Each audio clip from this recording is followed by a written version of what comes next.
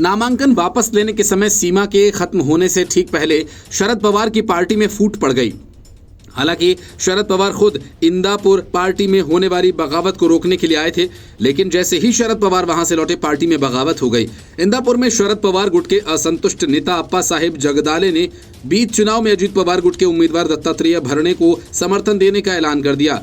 जगदाले ने इंदापुर सीट से शरद पवार गुट के नेता हर्षवर्धन पाटिल की उम्मीदवारी पर नाराजगी भी जताई थी। जगदाले ने कहा था कि वो जनता के सामने झूठ बोलने वाले व्यक्ति का समर्थन नहीं करेंगे।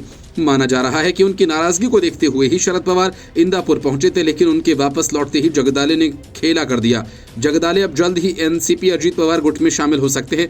जगदाले ने न केवल दत्तात्रेय भरणे का समर्थन किया, बल्कि वो उप मुख्यमंत्री अजीत पवार के नेतृत्व में अब दत्तात्रेय भरणे के लिए भी प्रचार करेंगे। उन्होंने हर्षवर्धन पाटिल पर हमला करते हुए कहा कि वो जनता के सामने झूठ बोलने वाले व्यक्ति का समर्थन नहीं करेंगे।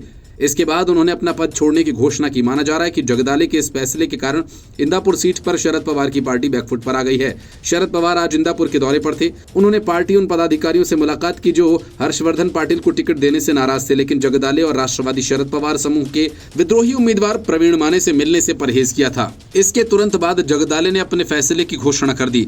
बीच चुनाव में जगदाले का पाला बदलना हर्षवर्धन पाटिल के लिए भी नुकसानदेह साबित हो सकता है। महाराष्ट्र विधानसभा चुनाव में लड़ाई मुख्य रूप से दो गठबंधनों के बीच है। एक तरफ सत्ताधारी महायुति है, जिसमें एकनाथ शिंदे गुट की शिवसेना, बीजेपी और अजित पवार गुट की एनसीपी है। दूसरी ओर महाविकास अघाड़ी है, जिसमें उद्धव ठाकरे गुट की शिवसेना, शरद पवार गुट की एनसीपी और कांग्रेस है। राजनीतिक दलों की ओर से सीट शेयरिंग का फॉर्मूला भी तय हो चुका है और उम्मीदवारों के नाम का ऐलान और नामांकन भी हो चुका है। सोमवार को नामांकन वापसी का आखिरी दिन है। दोनों गठबंधनों की ओर से करीब 50 ऐसे बागी नेता हैं जो टिकट नहीं मिलने से नाराज होने के बाद निर्दलीय ताल ठोक सकते हैं। ऐसे में अब राजनीतिक दलों के लिए बागियों को मनाने के लिए कुछ ही घंटे का समय बचा हुआ है। Bureau report, news of India.